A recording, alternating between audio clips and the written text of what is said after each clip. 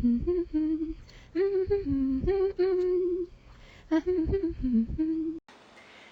friends, today I'm going to be doing another misidentification video, kind of getting back to my normal spiel.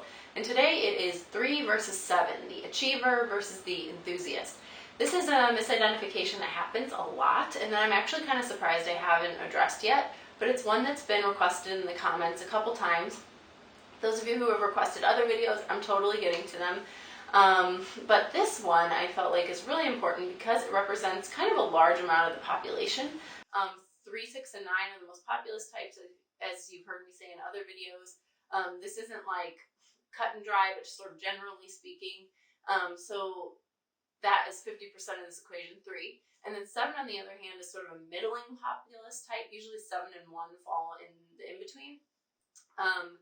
So we have a lot of people here in this conclusion of either 3s or 7s. And not all 3s or 7s have this misidentification. Some of you 3s out there probably are more interested in my 3 versus 5 information, or the 7s are more interested in the 7 versus 4 information.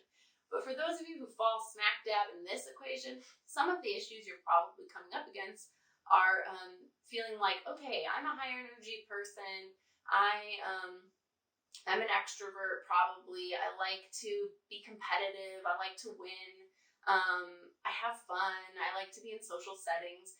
And like all those things on the surface look like they could be 3 or 7, and really they could be. Early in my Enneagram study, I definitely made this mistake with like people in my life or people that I worked with, and kind of like looking at someone through those lenses of behavior and through action instead of looking deeper through the motivations. With Enneagram, we always want to come back to why. So the question would be, with those social settings and being a social butterfly or liking competition, why? So when we look at 3 and 7, the differences are huge. 3 is a heart type who is looking for value, validation from the culture, and wanting to be loved, really, at the core. 7, on the other hand, is a head type that really wants stimulation and really wants experiences and to feel like they have freedom. The core theme for the head types 5, 6, and 7 is safety, or like security or fear, if you will. And 7 finds security in having like all their options open and having variety and not being tied down.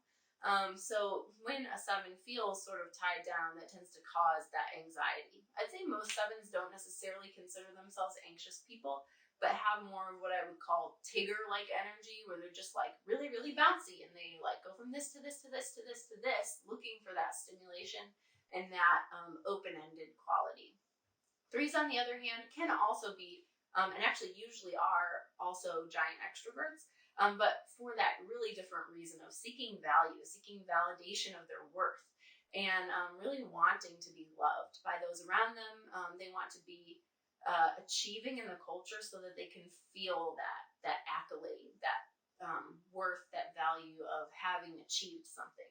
3s believe that lie that they won't be loved unless they win at something in their life. And for 3s, that can look like a huge variety of things, because 3s deal with this tendency to chameleon, or to put on masks in order to win in different settings. So, I've said in other material, if you put a 3 on an athletic court, they'll put on that mask and be like, all right, like I can be an athlete. If you put them in a corporate office, they can put on that blazer and be like, I can play that part. I can be a team player in a corporate office. Or you put them in the military, they will thrive in that they can sense the environment. They can sense what people want. That's actually one of 3's greatest gifts, is knowing what people want and being able to meet that.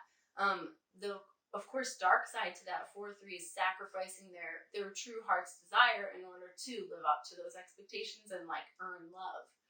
7, on the other hand, isn't so much concerned with approval. 7s can tend to be a little bit more eccentric, or actually the SX7 is described as extraterrestrial, which I love.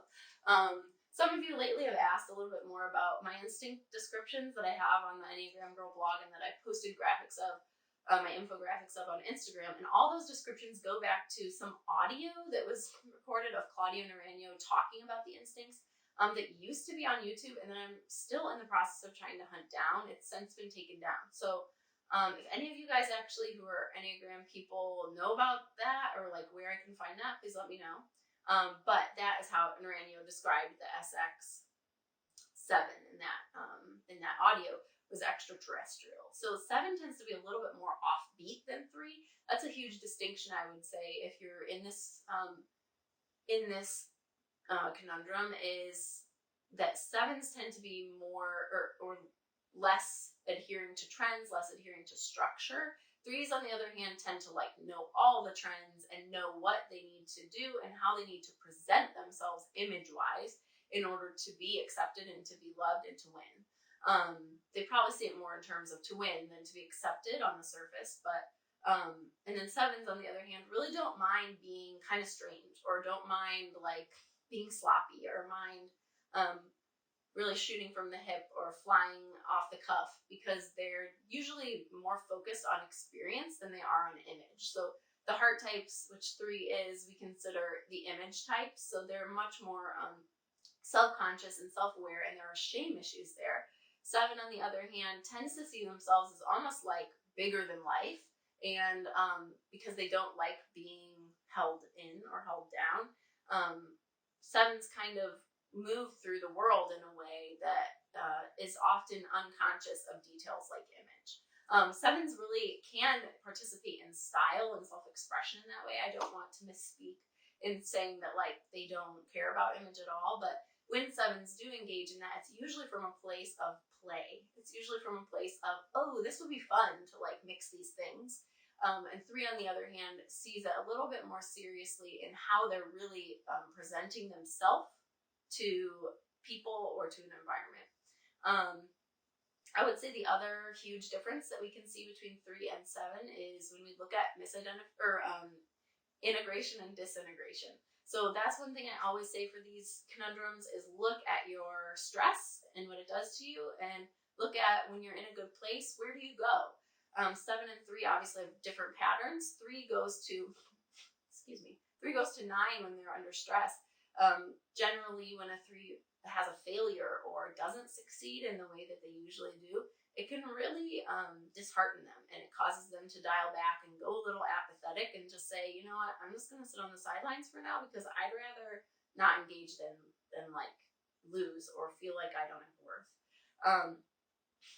On the other hand, when 3s are really healthy, they move towards 6 and use that ability to know what people want, that charm, that prowess in that area to further the group instead of furthering the self in sort of the narcissistic way 3s can when they're under stress.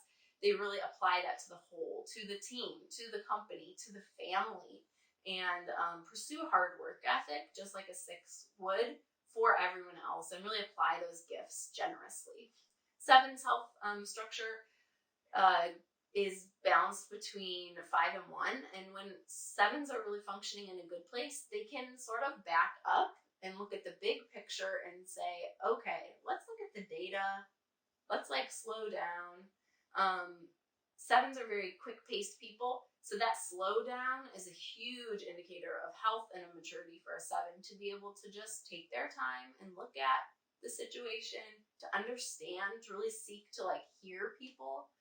That's a trait of health for a 7 moving towards 5. 7 moving towards 1 under stress tends to look like actually like a speed up. It's a speed up towards anger for a 7 who may be frustrated and making very quick, rash decisions and deciding that like they know exactly what's happening. So that move towards 1 and towards legalism is the stress point for 7. These are some of the main differences between 3 and 7.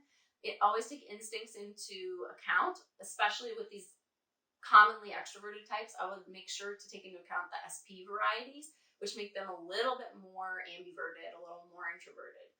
If you have questions on this one, feel free to reach out. I love reading emails. I love reading your comments. So feel free to comment or ask questions, and I will see you guys next time.